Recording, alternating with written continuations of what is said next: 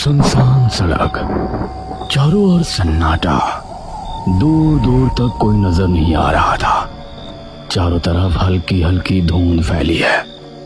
सड़क के किनारे पुराने सूखे पेड़, जिनकी टहनियां भी डरावनी लग रही हैं। एक कार तेजी से सुनसान रास्ते पर दौड़ रही है। इतनी रात को ये रास्ता पकड़ना शायद ठीक नहीं था, लेकिन जल्दी पहुंचना भी तो जरूरी था।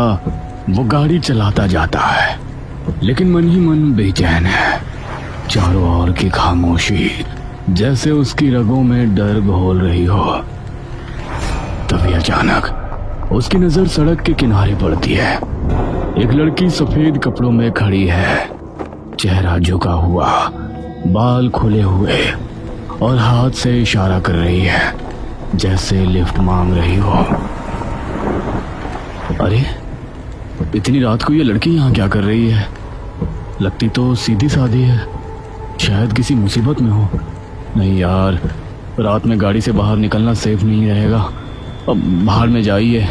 आदमी गाड़ी नहीं रोकता और लड़की से दूर निकल आता है।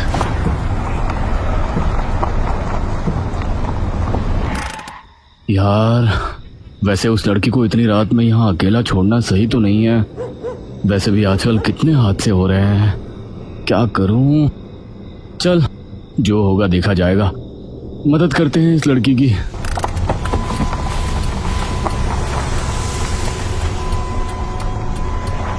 लड़की के पास पहुंचकर देखता है, गाड़ी उसके पास आकर रुकती है। कहाँ जाना है आपको? आगे वाले गांव तक छोड़ दीजिए, बहुत देर से यहाँ खड़ी हूँ, कोई नहीं रुक रहा। आ जाइए, मैं वहीं जा रहा हूँ। लड़की चुपचाप गाड़ी में बैठ जाती है। गाड़ी फिर से चल पड़ती है।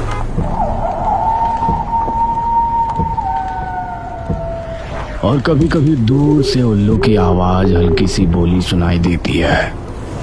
कुछ देर बाद लड़की अचानक बोलती है, आप इस रास्ते से पहली बार जा रहे हैं क्या? हाँ, ये तो सुनसान इलाका है, आमतौर पर लोग इस तरफ नहीं जाते। यहाँ बहुत हादसे होते हैं, आप नहीं डरते? डर? डर तो बस हमें इंसानों से लगता है। भूत प्रेत तो सुनी सुनाई बातें हैं। शायद आप गलत सोचते हैं। आदमी थोड़ा असहज हो जाता है, लेकिन बात बदल देता है। वैसे आपको रात में अकेले डर नहीं लगा? आदत हो गई है, अब हर रात किसी का इंतजार करती हूँ। क्या? हर रात?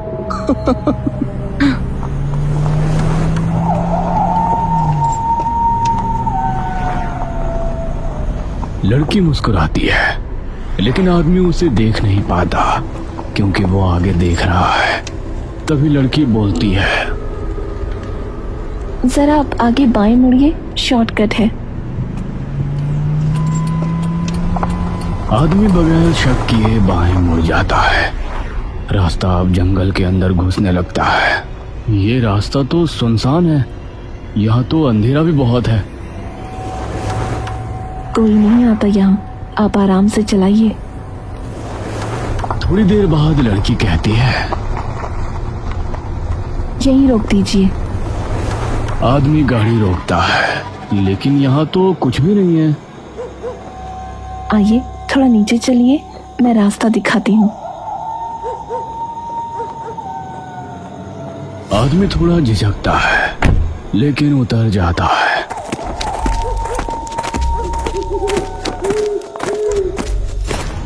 चारों ओर घूम अंधेरा है, सिर्फ चांदनी का हल्का सा उजाला। तभी अचानक किसी के हाथ में भारी लकड़ी होती है, जो सीधे आदमी के सिर पर जोरदार वार करती है।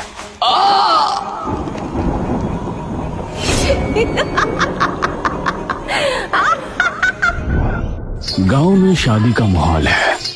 चारों तरफ ढोल नगाड़े बज रहे हैं, लोग खूब मसरूफ हैं। गांव के बीच चौपाल में सरपंच और कुछ बड़े बुजुर्ग बैठे हैं। सरपंच के चेहरे पर चिंता की लकीरें हैं। मेरी बेटी की शादी है और मैं चाहता हूँ कि बारात हमारे गांव के मुख्य रास्ते से ही आए। यही परंपरा रही है, यही इज्जत है। सरपंच जी, वो रास्ता अब वैसा नहीं रहा। लोग कहते हैं कि वहाँ रात में एक लड़की लिफ्ट मांगती है, जो भी रुकता है वो वापस नहीं आता। हाँ, अब तो लोग उस रास्ते से गुजरने से भी डरते हैं। पिछले हफ्ते भी एक ट्रक वाला लापता हो गया था। अरे ये सब बेबुनियाद बातें हैं। अगर तुमने डर कर रास्ता बदल लिया तो लोग कहेंगे सरपंच भी डरपोक है। ये हमारी इज्जत का सवाल है। ओ सरपंच जी, अगर इज्जत का सवाल है तो इसे कोई डरपोक आदमी नहीं, एक बहादुर आदमी ही संभाल सकता है।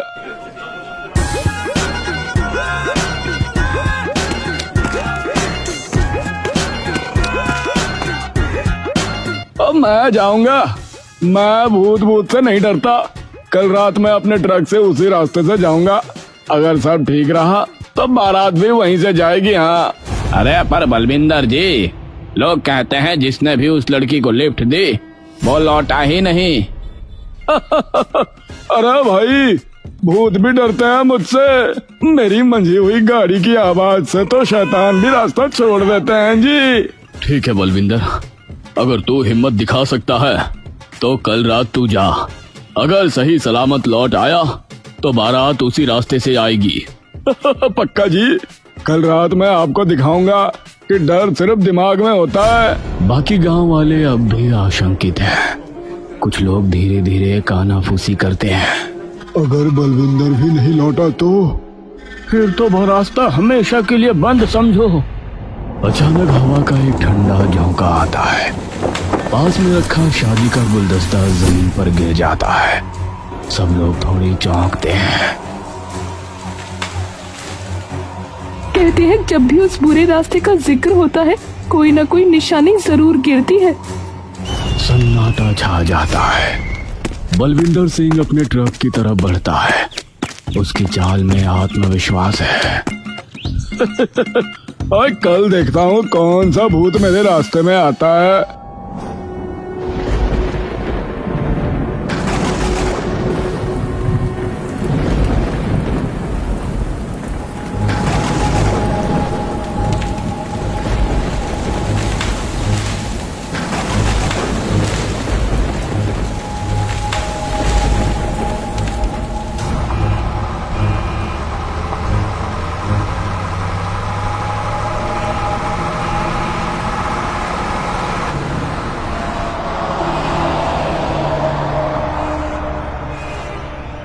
बलविंदर मस्त होकर पंजाबी गाना बजा रहा है। नी मैं ता डरदा ओ भूता तो हो।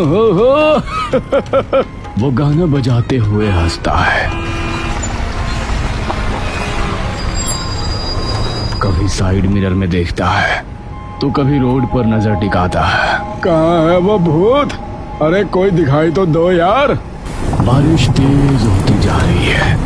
अचानक ट्रक के स्पीकर से गाने के बीच में अजीब सी खरखराती आवाज आने लगती है।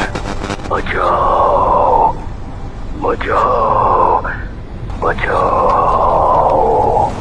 बलविंदर चौंक जाता है। अबे ये क्या आवाज थी? सिस्टम खराब हो गया क्या? वो झट से म्यूजिक सिस्टम बंद कर देता है, लेकिन उस अजीब सी आवाज की गूंज अब भी उसके कानों में बज रही है। थोड़ा आगे बढ़ते ही बलविंदर की नजर सामने सड़क के किनारे एक कार पर पड़ती है। कार के दोनों इंडिकेटर जल रहे हैं, जैसे किसी ने इमरजेंसी में गाड़ी रोकी हो। अरे यह कौन है इतनी रात को? शायद किसी को मदद चाहिए। बलविंदर ट्रक साइड में खड़ा करता है। वो खिड़की से झांकता है। कार बिल्कुल खाली है। कोई नहीं, ड्राइवर भी नहीं, कोई सवारी भी नहीं। अबे यह तो गड़बड़ है। आदमी कहाँ गया? तभी पास के जंगल की तरफ से आवाज आती है। बचाओ, कोई है क्या? मदद करो। बलविंदर तुरंत टॉर्च जलाता है। और आवाज की तरफ बढ़ता है। कौन है?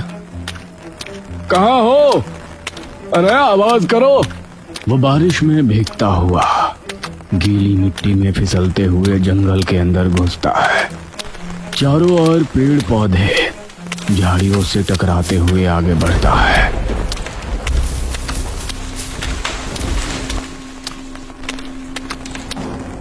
तभी वो देखता है एक लड़की सफेद कपड़ों में बाल खोले हुए गीली मिट्टी में बैठी है। उसका चेहरा झुका हुआ है। ओ बहन, तू ठीक तो है? यहाँ क्या कर रही है? लड़की धीरे धीरे सिर उठाती है।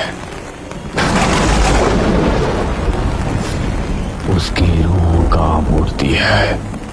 लड़की की आंखें लाल, चेहरा भयानक, होठों से खून बह रहा है।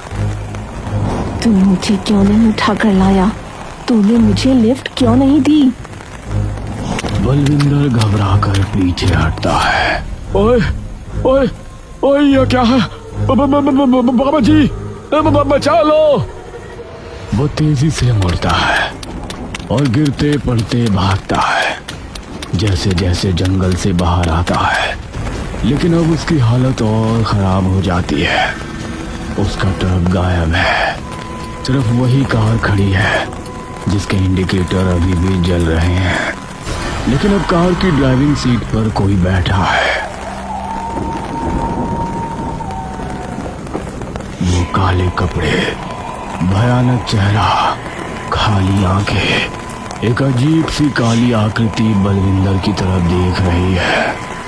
अब ये कौन है?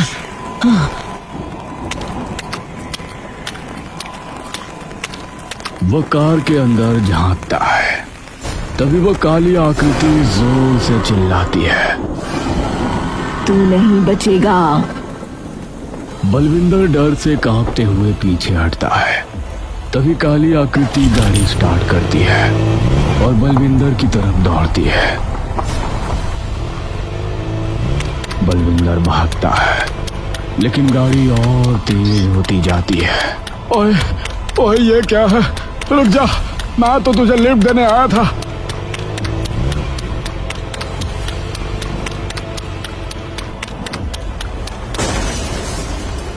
बलविंदर जमीन पर गिर पड़ता है, खून से लथपथ। उसकी आंखें खुली हुई हैं लेकिन शरीर बेदम। बारिश अब भी गिर रही है। गाड़ी धीरे धीरे गायब हो जाती है जैसे कभी थी ही नहीं। सड़क सुनसान हो जाती है और बलविंदर का ट्रक अब भी कहीं नहीं दिखता। 10 दिन बीत चुके हैं।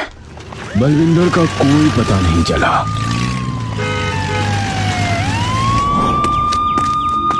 उसकी लाश भी किसी को नहीं मिली।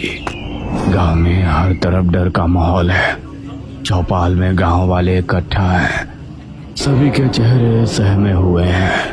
सरपंच जी, अब तो हम शादी में भी नहीं जाएंगे। वो रास्ता मनहूस है। बलविंदर भी नहीं लौटा। अब और किसकी बारी है? लड़की की शादी किसी और गांव में करवा दीजिए। यहाँ कोई बारात नहीं आएगी। हमने सुना है अब वहाँ 2 भूत घूमते हैं, एक लड़की और दूसरा वो काली परछाई जो गाड़ियों का पीछा करती है। चारों ओर सन्नाटा छा जाता है। सब लोग सर झुका लेते हैं। तभी सरपंच खड़ा हो जाता है। उसकी आंखों में गुस्सा और हिम्मत दोनों झलकते हैं। डर डर कर कब तक जिएंगे? ये शादी हो या ना हो, लेकिन इस भूत का अंत मैं जरूर करूंगा। वो तुरंत अपनी जेब से पुराना टेलीफोन निकालता है और किसी का नंबर डायल करता है। हाँ, समय आ गया है। मुझे तुम्हारी जरूरत है। गांव में आ जाओ। अब खेल खत्म करना है। फोन रखते ही सरपंच की आंखों में दृढ़ निश्चय चमकता है। गांव वाले एक दूसरे की ओर डर और आश्चर्य से देखते हैं। सरपंच जी, किसे बुला रहे हैं? जिसने मौत को हराया है वही अब इस भूत से लड़ेगा। 2 दिन बाद गांव में एक अजनबी बाइक से पहुंचता है।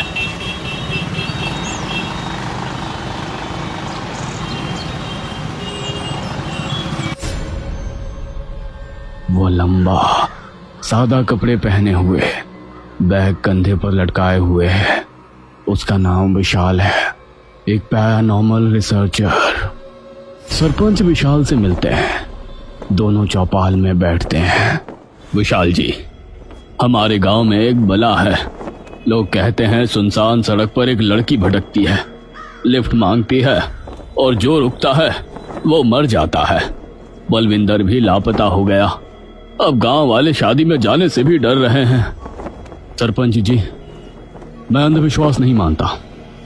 मैं इस बात को तर्क और सबूतों से देखूंगा। आज रात मैं खुद उस सड़क पर जाऊंगा। सरपंच थोड़ा राहत की सांस लेता है।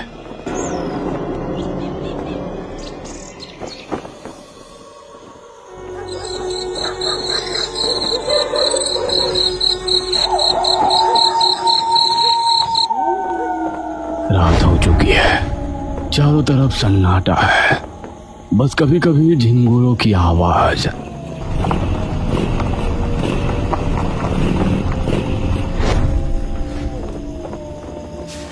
विशाल अपने बैग से voice recorder, EMF detector, infrared camera निकालता है और सड़क के किनारे अपने उपकरण सेट कर लेता है। अगर कोई आत्मा है तो मुझे जरूर कुछ ना कुछ संकेत मिलेगा। वो पूरे इलाके में आवाजें रिकॉर्ड करता है, कैमरे से हर दिशा में नजरें दौड़ाता है। कुछ घंटे बीत जाते हैं लेकिन कुछ नहीं होता, ना कोई आवाज, ना कोई परछाई।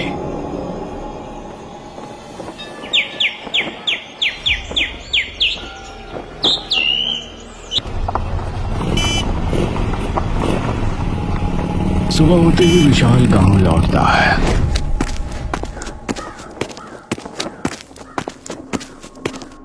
सरपंच जी, मैंने पूरी रात उस सड़क पर बिताई।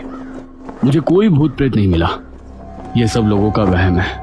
आप निश्चिंत रहिए, शादी उसी रास्ते से कराइए। सरपंच विशाल की बात से थोड़ा संतुष्ट नजर आता है। गांव में 3 दिन बीत चुके हैं। विशाल अब गांव में ही एक छोटे से कमरे में ठहरा हुआ है। रात का समय, कमरे में हल्की सी हवा चल रही है, पंखा धीमे धीमे घूम रहा है। विशाल गहरी नींद में है। तभी टेबल पर रखा उसका वॉइस रिकॉर्डर अचानक अपने आप चालू हो जाता है।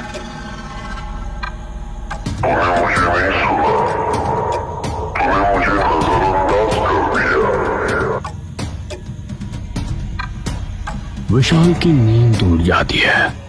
वो चौंक कर उठता है और तुरंत रिकॉर्डर बंद कर देता है। ये कैसे चालू हो गया? मैंने तो इसे बंद कर दिया था। वो थोड़ी देर रिकॉर्डर को देखता है, फिर कंधे उचकाकर वापस लेट जाता है।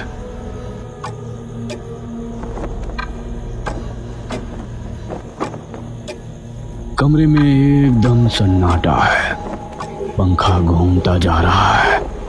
विशाल आंखें बंद करता है, लेकिन तभी उसे अपने ऊपर किसी की मौजूदगी का एहसास होता है। वो धीरे धीरे आंखें खोलता है और देखता है पंखे के ऊपर से एक आदमी का भयानक भूत उल्टा लटका हुआ है। आंखें लाल, मुंह से खून टपक रहा है। अचानक भूत जोर से चिल्लाता है, तुझे दिख रहा हूं ना?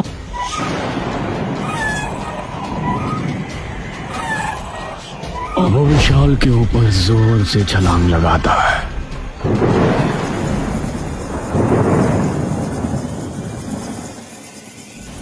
कुछ साल पहले का समय, रात का अंधेरा, वही सुनसान सड़क। 3 लोग, दिव्या, रोहन और बाला, हंसते हुए सड़क किनारे खड़े हैं। आज तक कितने लोगों को लूटा है दिव्या? गिनती भूल गई हूँ, लेकिन एक भी पकड़ में नहीं आया। लोग तो हमें भूत समझने लगे हैं। अच्छा है, डर के मारे खुद फंस जाते हैं। तभी सामने से एक गाड़ी आती है। ड्राइवर का नाम है रघु। दिव्या लिफ्ट मांगती है। रघु गाड़ी रोकता है और उसे बैठा लेता है। जैसे तय था, दिव्या बातों में उलझाकर रघु को जंगल की तरफ ले जाती है।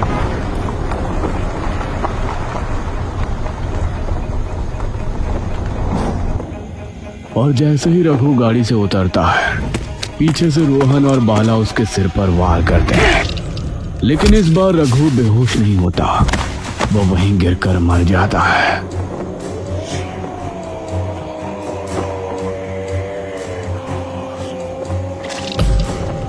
अबे अबे ये तो मर गया। हम तो बस बेहोश करते थे, ये तो सीधा मर गया। जल्दी से इसे यहीं गाड़ देते हैं, किसी को पता नहीं चलेगा।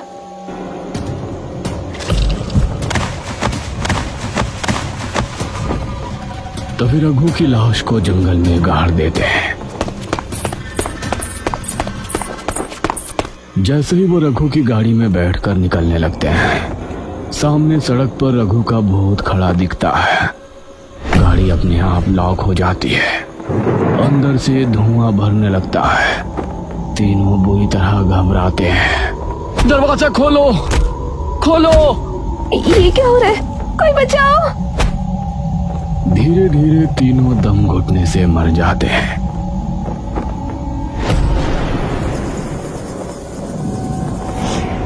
वहीं उनकी भी आत्माएं बंध जाती हैं। अब रघु के अलावा ये तीनों भी भूत बन चुके हैं। अचानक विशाल की आंख खुलती है। ये क्या सपना था या सच? विशाल अचानक पसीने से भीगा हुआ नींद से जागता है। उसकी सांसें तेज चल रही है। ये सपना नहीं था, ये सच्चाई थी। रघु, दिव्या सब सच में मारे गए हैं और अब वही भूत बारात के पीछे हैं। वो घड़ी देखता है। आज ही सरपंच की बेटी की शादी है। मुझे ये शादी रोकनी ही होगी, वरना सब मर जाएंगे। रात हो चुकी है। गांव के लोग नाचते गाते ढोल नगाड़े बजाते हुए उसी सुनसान सड़क से बारात लेकर जा रहे हैं। चारों तरफ अजीब सी ठंडी हवा चलने लगती है। पेड़ जोर से हिलने लगते हैं, जैसे कोई अनजाना खतरा पास आ रहा हो।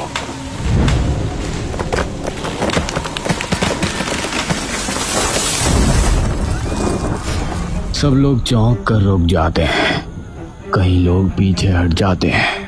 बच गए, वरना ये पेड़ तो सीधा हमारे ऊपर गिरता। तभी पीछे से एक भयानक हॉर्न सुनाई देता है। सब लोग पीछे मुड़ते हैं।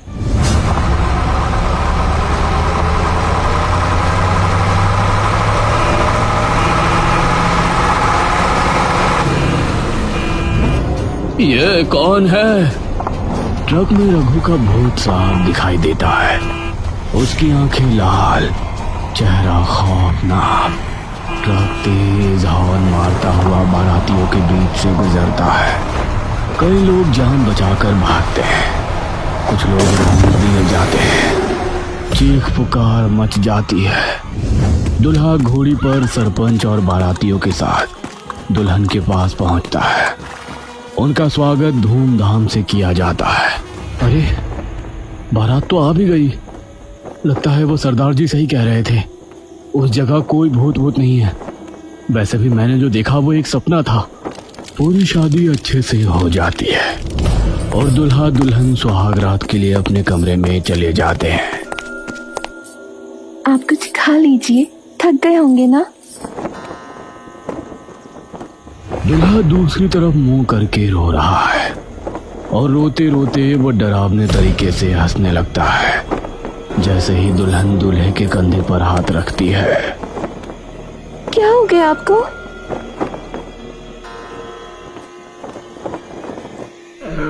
दुल्हा रोता है। उसका मुंह खून से लथपथ है। वो भूत बन चुका है। दुल्हन चिल्लाती है। दुल्हा उस पर अटैक करता है।